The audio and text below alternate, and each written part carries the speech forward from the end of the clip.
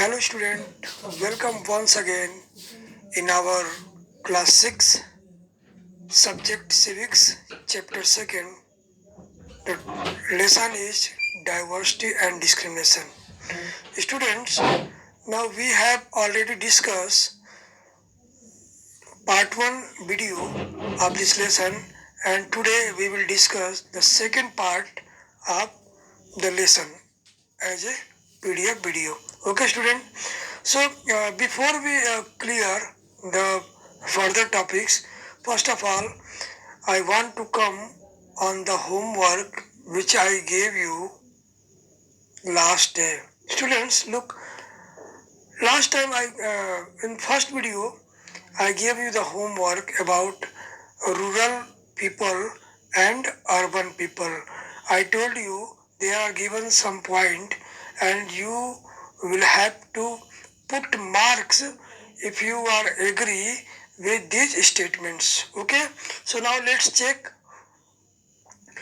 Students, यहाँ पर जो आपको यहाँ पर पॉइंट्स दिया गया है जिसमें कुछ ब्लॉक बनाए गए हैं और उसको आपको सही का निशान लगाना है जिससे आप एग्री करते हो।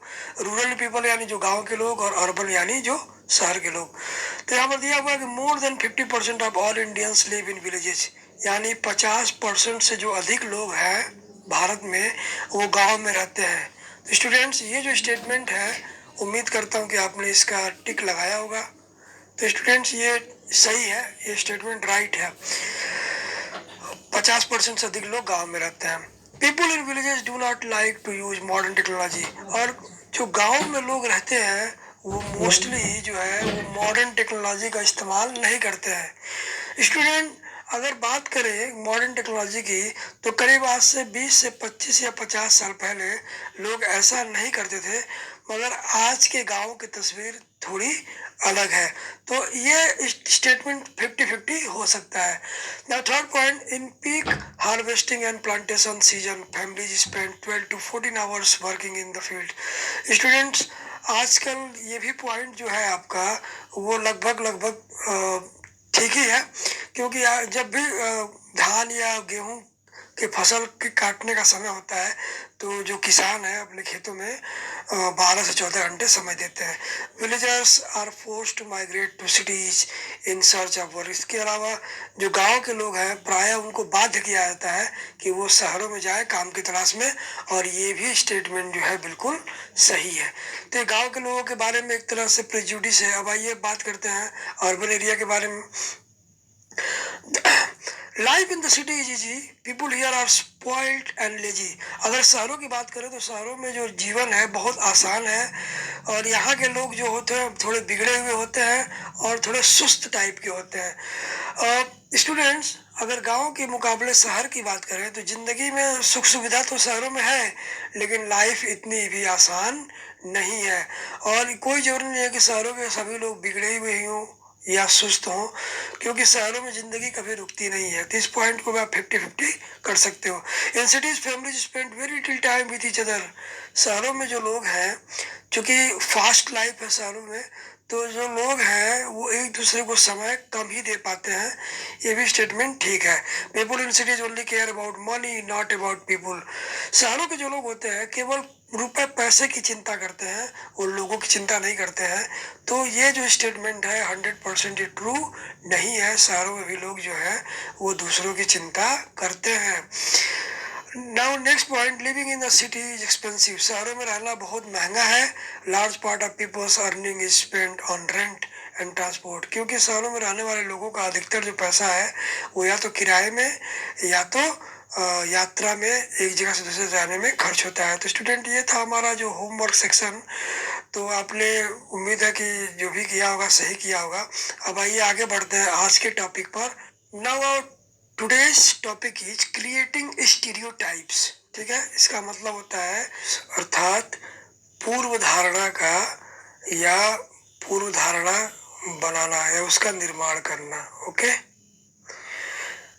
या रूढ़िवादी धारणा का निर्माण करना, यानी रूढ़िवादी जो स्टीरियोटाइप्स का मतलब होता है रूढ़िवादी धारणा, अर्थात प्रचलित कुछ मान्यताएं होती हैं जिसको हम लोग लेकर के आगे बढ़ते हैं। All of us are familiar with gender differences.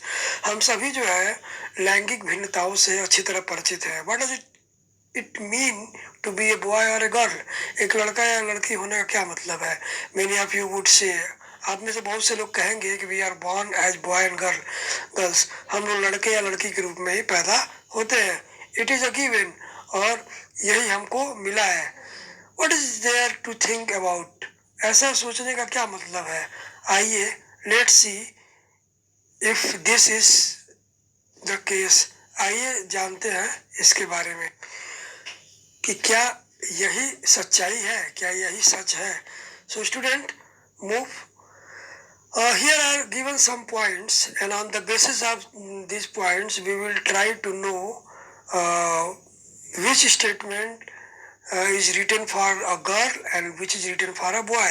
Arrange the statements given below in two sections. Student, यहाँ पर you can see 5 points for girls and 5 points for boys are given. इसमें से 10 पॉइंट्स है जिसमें से 5 बॉय के लिए और 5 लड़कियों के लिए है, तो आपको बताना है, ठीक है। अब आइए इसको जानते हैं। According to what you think is appropriate for the section, यानी आपकी सोच के अनुसार कि आप किस पॉइंट को किसके लिए सोचते हो, इसके अकॉर्डिंग आपको इनको गर्ल्स या बॉयज में रखना है। जैसे कि पहला है दे आर वेल बिहेव्ड। अगर वेल बिहेव्ड की बात हो रही है तो मोस्टली जो है लड़कियां जो है वो वेल बिहेव्ड होती हैं, क्योंकि वो अच्छे डिसिप्लिन में और अच्छे व्यवहार करती हैं, ठीक है। तो पहला पॉइंट गर्ल्स के लिए है। सॉफ्ट स्पोकन एंड जेंटल, तो मोस्टली आप देखे होंगे कि लड़कियां जो है वो मीठी आवाज में बोलती हैं और काफी उदार होती हैं, तो ये भी पॉइंट जो है गर्ल्स के लिए ही इंडिकेट किया हुआ है। And they are physically strong, ये जो होते हैं शारीरिक रूप से मजबूत होते हैं। तो स्टूडेंट यहाँ पर जो है ये पॉइंट गर्ल्स को ना इंडिकेट करके ये बॉय को इंडिकेट कर रहा है, because boys are generally strong because of their gender qualities. क्योंकि भाई लैंगिक कारणों की वजह से जो बॉय होते हैं वो लड़कियों के मुकाबले शारीरिक रूप से स्ट्रांग होते हैं, मजबूत होते हैं। दे आर नॉटी, और ये भी बात सही है, लड़के जो है लड़के के मुकाबले ज़्यादा शरारती होते हैं। ऐसा नहीं कि लड़कियां शरारती नहीं होती हैं, वो भी होती हैं, लेकिन लड़कों की संख्या इसमें या परसेंटेज ज़्यादा होता है। इसके अलावा they are good at dance and painting. अगर बात करें यहाँ नृत्य और कला की, तो यहाँ पर जो है गर्ल्स जो होती हैं इनमें उनका इंटरेस्ट ज़्यादा होता है, ठीक है। दे डोंट क्राई, जहाँ तक रोने की बात होती है तो बात बात पर आंसू बहा देना, रो देना, ये लड़कियों में ज़्यादा होता है, लड़कों में ऐसा नहीं होता है। तो यहाँ पर ये जो पॉइंट है दे डोंट क्राई, ये लड़कियों के लिए नहीं लड़कों के लिए है। अब यहाँ पर मैं एक चीज़ क्लियर कर दूँ कि ये मैं नहीं कह रहा हूँ, इसलिए लड़कियाँ मेरी बात सुनकर कहीं मुझ पे नाराज़ ना हो जाए। मैं ये कहना चाह रहा हूँ कि ऐसा ये स्टीरियोटाइप है, ऐसी एक इमेज बनी हुई है सोसाइटी में कि girls cry but boys don't cry, मतलब कि लड़के नहीं रोते हैं, ऐसा ये बनाया गया है। आपके घर में भी ऐसा होता होगा। दे आर राउडी, ये थोड़े से नटखट, थोड़े से ये बलवान किस्म के और थोड़े से ये झगड़ालू या उपद्रवी टाइप के होते हैं, तो ये भी बॉयज ही होते हैं। They are good at sport, खेल कूद में अच्छे होते हैं, तो जनरली ये भी बॉय के लिए ही कहा जाता है, क्योंकि लड़के अधिकतर खेल में अच्छे होते हैं। They are good at cooking, ये खाना पकाने में अच्छे होते हैं। तो ये खाना पकाने का काम आप जानते ही हो, मोस्टली ये खाना पकाने का काम जो है गर्ल्स करती हैं, तो ये जो है पॉइंट गर्ल्स के लिए। दे आर इमोशनल, और ये बहुत ही भावुक होते हैं। तो आपको पता ही है बात बात पर कौन इमोशनल हो जाता है, कौन रोने लगता है, कौन आंसू बहाने लगता है। तो ये भी जो है एक स्टीरियोटाइप बनाया गया सोसाइटी द्वारा कि ये भी गर्ल्स ही होती हैं। तो स्टूडेंट, इसमें आप उम्मीद करते हैं कि इस पॉइंट्स को आप एग्री होंगे, क्योंकि ये स्टीरियोटाइप के अकॉर्डिंग ये हमारी सोसाइटी में, हमारे परिवार में, हमारे समाज में लोग इसको इस रूप में देखते हैं। Now you can check these points with the help of your teacher. आप इन पॉइंट्स को अपने टीचर की मदद से भी इसको जांच कर सकते हो, और जो भी स्टेटमेंट यहाँ पर दिए गए हैं उसके बारे में अपने टीचर से उसका रीज़न पूछ सकते हो कि क्यों ऐसा लोग सोचते हैं कि फला जो वर्क है वो गर्ल्स के लिए या फला बॉय के लिए ही होता है। Are there qualities you put in for boys, some things that boys are born with.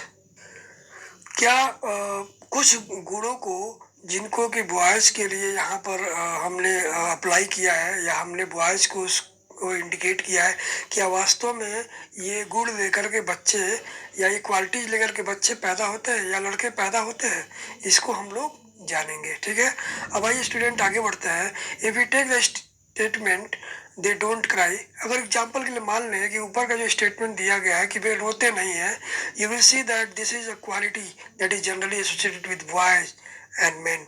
तो आप देखेंगे कि इस प्रकार के नहीं रोने की जो क्वालिटी है वो प्रायः हम इसको जोड़ कर देखते हैं लड़कों या पुरुषों से। As babies or children, when boys fall and hurt themselves, their parents and other families members often console them by saying, "Don't cry, you are a boy. Boys are brave. They don't cry."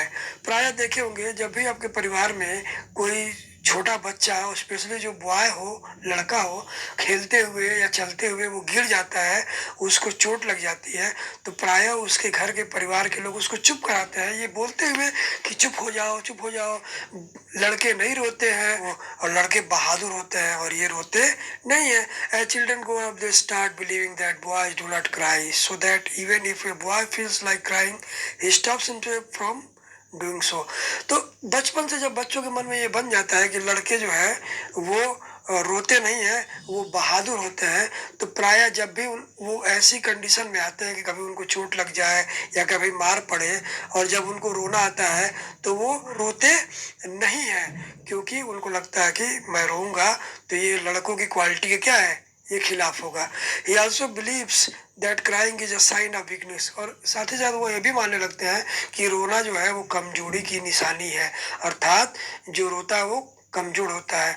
So even though both boys and girls sometimes want to cry, specially if they are angry और in pain, as they grow older boys learn or teach themselves not to cry। तो कई बार क्या होता है कि लड़के और लड़कियां जब कभी उनको कोई तकलीफ होती है, कभी वो दर्द में रहते हैं, वो रोना चाहते हैं, लेकिन वो फिर अपने आप को रोने से रोक लेते हैं, यानी वो नहीं रोते हैं।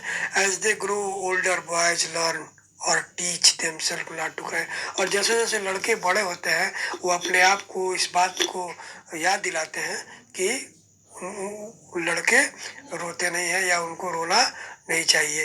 If a grown boy cries then he feels that other will either teach him or laugh at him, अगर कोई बड़ा लड़का है अगर रोना चाहता है तो फिर उसे महसूस होता है कि अगर मैं रोऊंगा तो मुझे जो दूसरे लोग होंगे वो चिढ़ाएंगे या मुझ पर हंसेंगे कि मैं रोता हूँ। And so he stops himself from doing so in front of others, इसलिए कई बार अगर कोई लड़का जो है वो सड़क पर चलते हुए गिर जाता है, उसको बहुत तेज चोट भी लगती है, तो वो उठता है, उठ करके अपने चोट वाली जगह को सहलाता है, वो रोना चाहता है, लेकिन अगल बगल जैसे ही देखता है और देखता है कि यहाँ मुझे दो चार लोग देख रहे हैं, तो बेचारा अपने जो रोने की जो भावना है उसको अपने मन में ही दबा लेता है। फिर हो सकता है वो अकेले में जाके रोता होगा, लेकिन वहां पर वो नहीं रोता है, क्योंकि उसके दिमाग में बना हुआ है कि लड़के रोते नहीं है। This is the way boys are and this is how girls are, और यही इसी प्रकार से लड़के और लड़कियों को हम लोग देखते हैं। These are statements we hear constantly and accept without even thinking, and we start believing that each one of us must behave accordingly। और जो ऊपर का स्टेटमेंट दिया गया है उसको हमने पढ़ने के बाद हमने ऐसा सोचना स्वीकार कर लिया है और साथ ही साथ हम ऐसा विश्वास भी करना शुरू कर देते हैं और उसी के अकॉर्डिंग हम लोग व्यवहार भी करने लगते हैं। We fit all boys and all girls into an image that society creates around us, और हम सभी लड़के और सभी लड़कियों को उसी रूप में उसी इमेज में फिट कर देते हैं जैसा समाज जो है निर्माण करता है या समाज जो है उसको रचना करता है। Now students, when we fix people into one image we create a stereotype। जब हम किसी व्यक्ति को एक विशेष प्रकार के इमेज और स्वरूप या एक ही प्रकार की छवि में हम उनको फिक्स कर लेते हैं, अर्थात उनको सेटअप कर देते हैं, अर्थात उनको स्थित कर देते हैं, तो इसको स्टीरियोटाइप अर्थात रूढ़िवादी धारणा या विचारधारा बोलते हैं। When people say that those who belong to a particular country, religion, sex, race or economic background are stingy, lazy, criminal or dumb, जब हम किसी व्यक्ति को ये कहते हुए सुनते हैं कि कोई पर्टिकुलर व्यक्ति जो किसी और देश, किसी और धर्म या लिंग या नस्ल या आर्थिक पृष्ठभूमि से वो संबंध रखता है, तो उसको प्रायः हम लोग स्टिंगी अर्थात धूर्त, लेजी अर्थात सुस्त, क्रिमिनल अर्थात अपराधी और डम्ब अर्थात मूर्ख या बेवकूफ़ समझ लेते हैं। और यही जो है एक तरह से स्टीरियोटाइप्स होता है, अर्थात हमने उनके बारे में एक इमेज बना लिया कि वो ऐसे ही हैं। हमने उनके बारे में जाना नहीं और ना ही जानने की कोशिश की, बस हमने एक बार उनको अपने मन में बना लिया कि वो ऐसा है, तो और उसी रूप से उनके साथ व्यवहार करने लगते हैं। There are stingy and generous people everywhere. अगर ध्यान दिया जाए स्टूडेंट्स, तो स्टिंगी यानी धूर्त और जनरस यानी उदार व्यक्ति, अच्छे व्यक्ति हर जगह है, चाहे वो हमारे आस पड़ोस में हो, चाहे वो हमारे गांव में हो, चाहे वो किसी भी देश में हो। हर देश में अच्छे और बुरे इंसान होते हैं। इन एवरी कंट्री, प्रत्येक देश में, इन एवरी रिलीजन, हर धर्म में, in every group whether rich और पुअर, हर समूह में, चाहे वो अमीर हो या गरीब हो, मेल फीमेल, स्त्री या पुरुष हो, and just because some people are like that it is not fair to think that everyone will be the same. क्योंकि कुछ लोग ऐसे हो सकते हैं, धूर्त हो सकते हैं, सुस्त हो सकते हैं या मूर्ख हो सकते हैं, उनके आधार पर हम सबको उन्हीं के जैसा ट्रीट नहीं कर सकते, उन्हीं के जैसा हम लोग उनको नहीं मान सकते। Stereotypes stop us from looking at each person as a unique individual with his or her own special qualities and skills that are different from others। Stereotype जो होता है अर्थात रूढ़िवादी जो विचारधारा होती है, हमें रोकती है किसी भी व्यक्ति के जो यूनिक अर्थात जो उनके विशेष और अनोखे जो व्यक्तिगत गुण होते हैं, या उनकी जो कुछ खास जो क्वालिटीज अर्थात उनकी जो विशेषताएं होती हैं, उनको या उनकी स्किल्स, कौशल को हमें देखने से रोकते हैं। That are different from others, जो दूसरों से क्या होती है, भिन्न होती है। क्योंकि स्टीरियोटाइप माइंड जो पीपल होते हैं, दे fit large number of people into one only one pattern और टाइप। और ये जो है सभी तरह के लोगों को एक ही प्रकार के पैटर्न में या एक ही प्रकार के कैटेगरी में या एक ही प्रकार की बनावट में उनको रखते हैं। Stereotypes affect all of us as they prevent us from doing certain things that we might otherwise be good at. रूढ़िवादी जो धारणा होती है, हमें कई बार वो प्रभावित करती है और हमें कई बार कुछ विशेष चीज़ें करने से रोकती हैं, शायद जिनको करने की काबिलियत हमारे अंदर पाई जाती हो, लेकिन ये रूढ़िवादी धारणा होने की वजह से हम नहीं कर पाते हैं। तो स्टूडेंट, ये हमारा जो आज का पॉइंट था, टॉपिक था। अब आइए ऊपर के पॉइंट को एक बार जो देख लेते हैं ज़रा।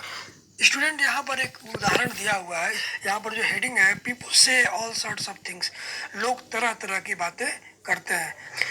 तो आइए देखते हैं इनके बारे में। यहाँ पर एक बॉय है जो कि आप देख सकते हैं वो विकलांग है और वो बैसाखी पे खड़ा है। ये कहता है कि I leave all this and more.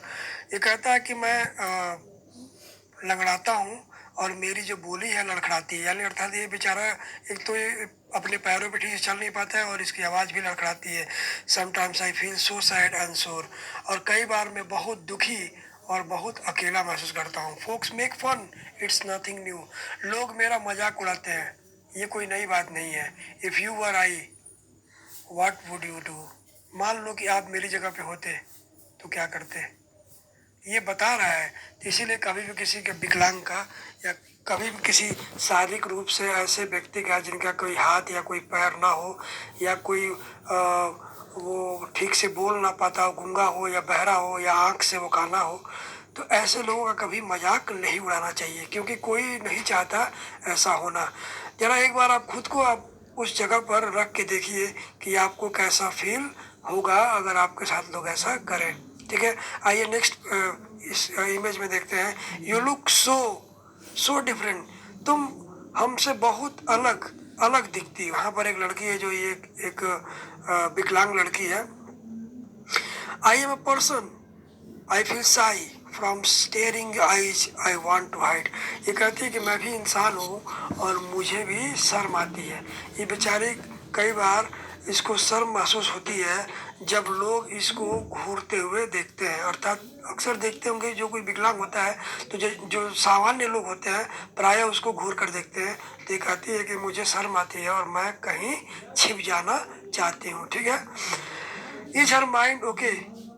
अब यहाँ पर एक लड़की आप देख रहे होंगे, ये भी लड़की विकलांग है और ये एक पेंटिंग बना रही है। तो इसके बारे में लोगों का विचार है कि क्या उसका दिमाग सही है। Just because my legs are wobbly people think my mind is wobbly too. अब यहाँ एक स्टीरियोटाइप ये है कि लड़की का जो अगर पैर डगमगाता है तो अब लोग ये सोचते हैं कि इसका दिमाग भी डगमगाता होगा। तो स्टूडेंट्स, ये जो है हमारी सोसाइटी में एक स्टीरियोटाइप्स बना हुआ है विभिन्न प्रकार के लोगों के बारे में, और हमें इन चीज़ों को नहीं एक्सेप्ट करना चाहिए, हमें इन चीज़ों को नहीं मानना चाहिए या इनसे बचना चाहिए। The children you see in the illustration here were seen as disabled. अब बच्चे आप देख पा रहे हो यहाँ पर कि कुछ इमेज के थ्रू बच्चों को दिखाया गया है। ये सभी के सभी बच्चे जो हैं वो डिसेबल्ड हैं। डिसेबल्ड का मतलब फिजिकली इम्पेयर्ड, अर्थात जो लोग शारीरिक रूप से क्या होते हैं, अक्षम होते हैं, कोई उनके अंदर कमी होती है तो उनको डिसेबल्ड या विकलांग कहते हैं। ठीक है, this terms has been change and now the term used is children with special needs.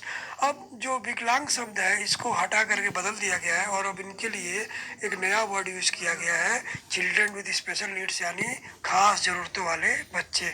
Students, आपको पता होगा विकलांग शब्द को हटा करके जो हमारे प्रेजेंट पीएम है मिस्टर नरेंद्र दामोदर मोदी, उन्होंने क्या किया था, विकलांग की जगह पर एक नया वर्ड यूज किया ऐसे लोगों के लिए, और वो वर्ड है दिव्यांग। ठीक है, तो ये सारी चीज़ें हैं। Common stereotypes about them are given in large letters, their own feelings and thoughts too are given. यहाँ पर जो लार्ज लेटर्स में उनके अपने विचार और उनकी अपनी भावनाएं दी गई हैं, इन्हें हमें समझना चाहिए। स्टूडेंट, आप इनके बारे में ज़रूर डिस्कस करिएगा कि क्या हम ऐसे लोगों के प्रति जो करते हैं क्या वो सही है, और आप इस पर विचार करिएगा। इतना ही नहीं, आप अपने फीलिंग्स को भी शेयर कर सकते हैं जो आपको लगता है कि सही है। तो आज के लेसन में बस इतना ही। उम्मीद करते हैं कि आपको ये पसंद होगा, आया होगा। So students, stay happy, stay at your home, save lives. Okay, bye, good luck.